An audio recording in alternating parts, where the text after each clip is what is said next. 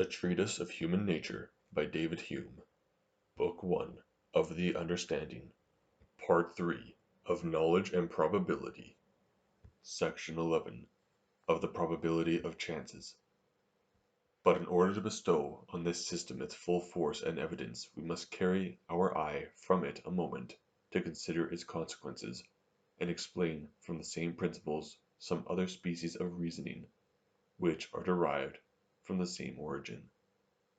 Those philosophers who have divided human reason into knowledge and probability, and have defined the first to be that evidence which arises from the comparison of ideas,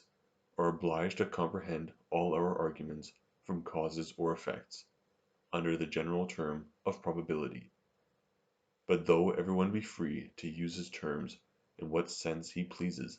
and accordingly in the precedent part of this discourse I have followed this method of expression, 'tis however certain, that in common discourse we readily affirm, that many arguments from causation exceed probability, and may be received as a superior kind of evidence. One would appear ridiculous, who would say, that 'tis only probable the sun will rise tomorrow, or that all men must die, though 'tis plain we have no further assurance of these facts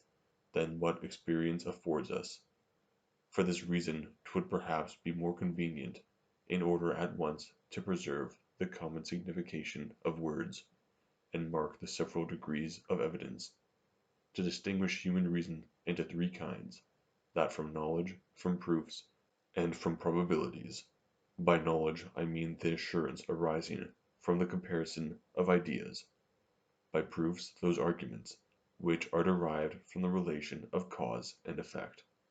and which are entirely free from doubt and uncertainty; by probability that evidence which is still attended with uncertainty. 'Tis this last species of reasoning I proceed to examine. Probability or reasoning from conjecture may be divided into two kinds, that which is founded on chance, and that which arises from causes. We shall consider each of these in order. The idea of cause and effect is derived from experience,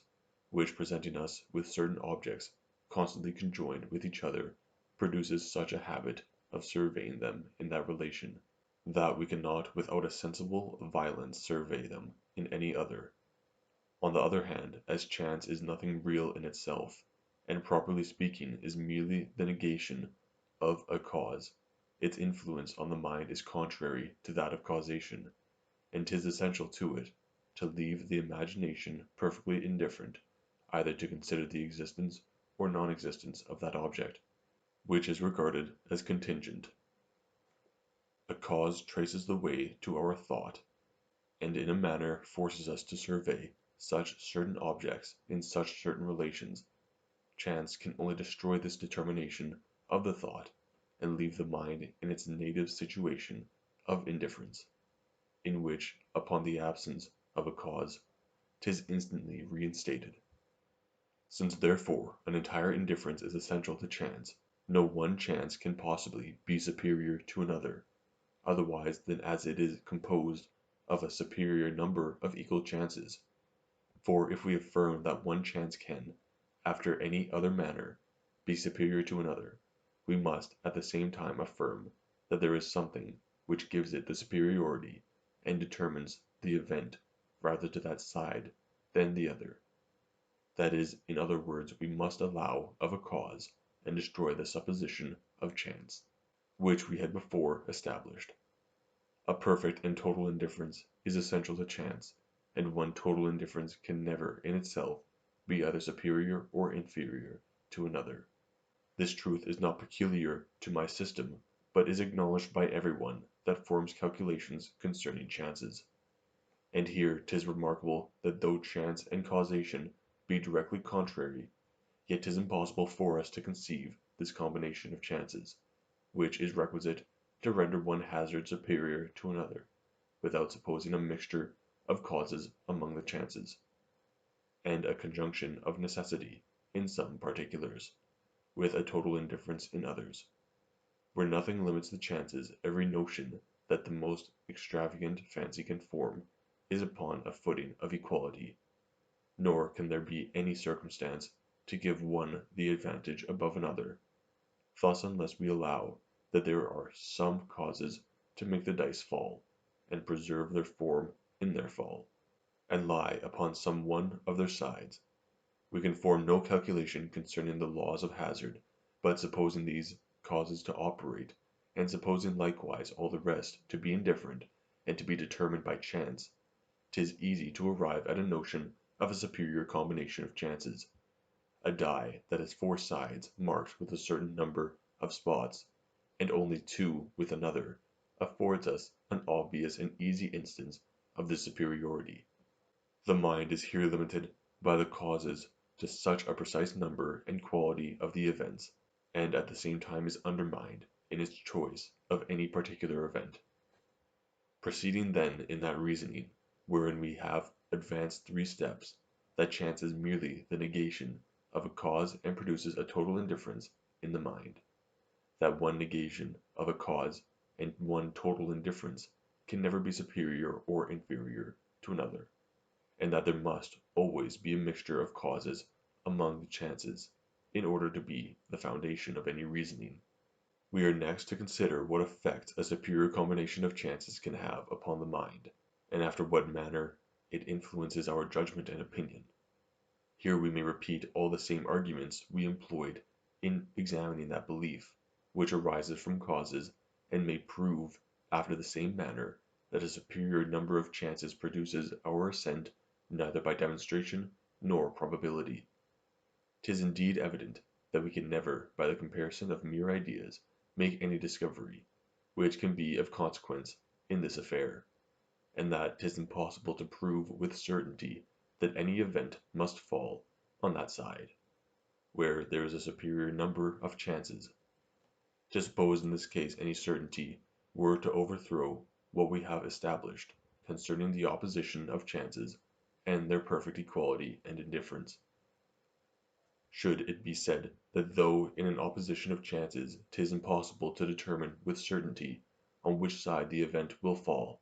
yet we can pronounce with certainty that 'tis more likely and probable 'twill be on that side where there is a superior number of chances,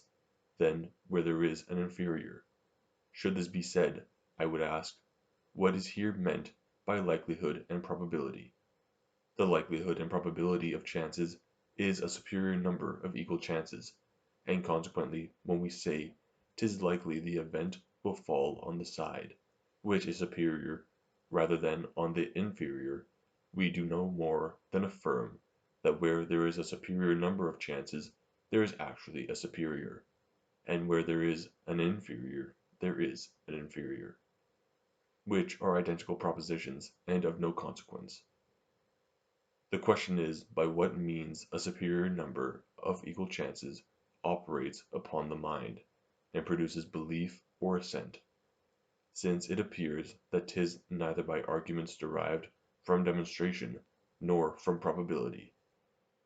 In order to clear up this difficulty we shall suppose a person to take a die, formed after such a manner as that 4 of its sides are marked with one figure, or one number of spots, and 2 with another, and to put this die into a box with an intention of throwing it.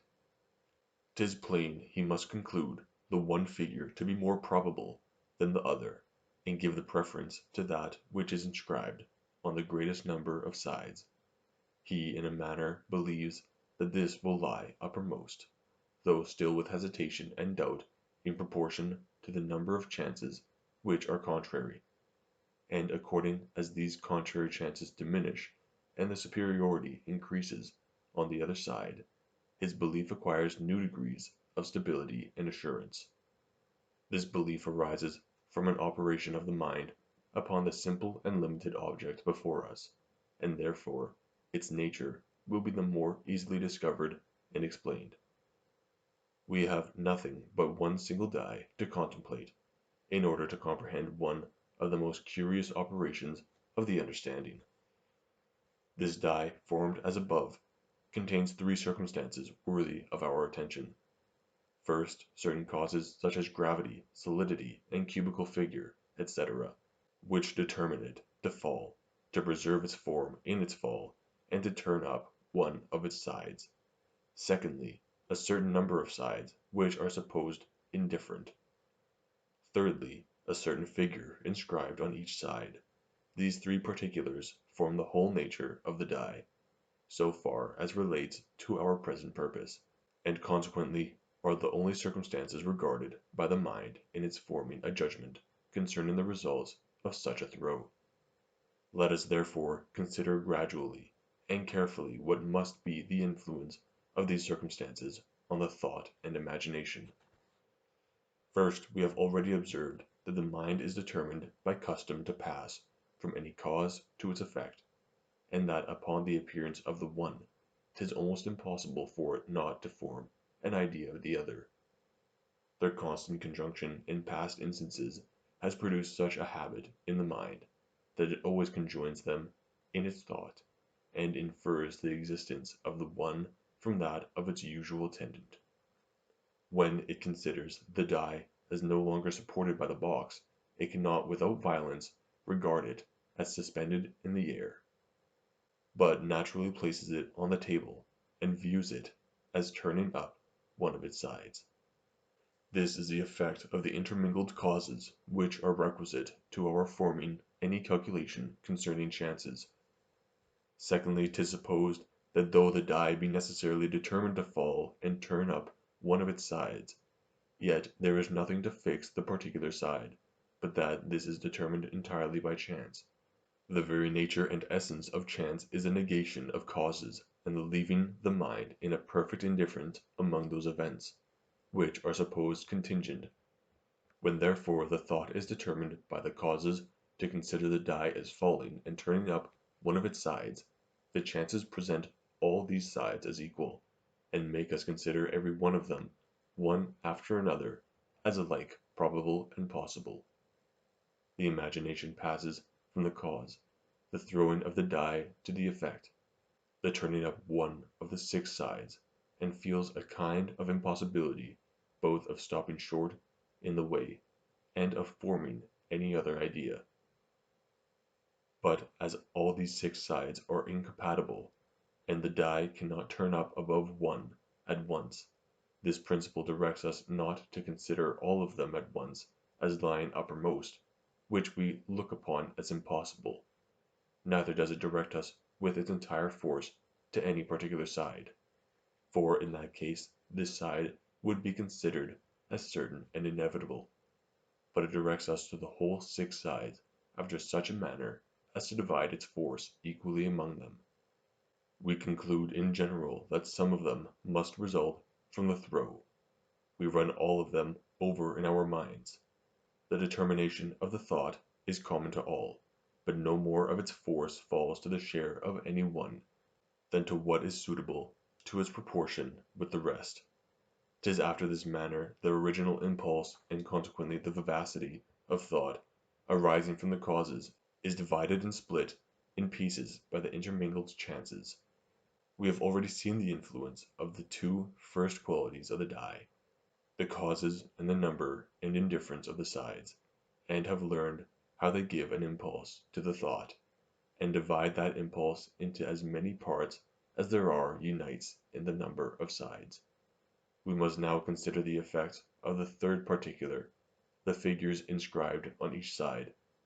'Tis evident that where several sides have the same figure inscribed on them, they must concur in their influence on the mind, and must unite upon one image or idea of a figure all those divided impulses that were dispersed over the several sides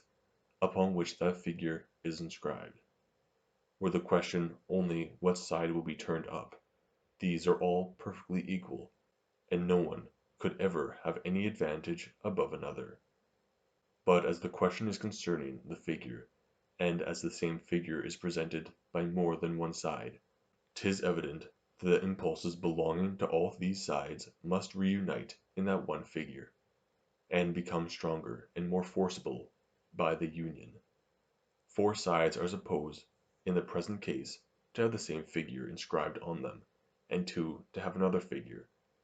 The impulses of the former are, therefore, superior to those of the latter, but as the events are contrary, and 'tis impossible both these figures can be turned up, the impulses likewise become contrary, and the inferior destroys the superior.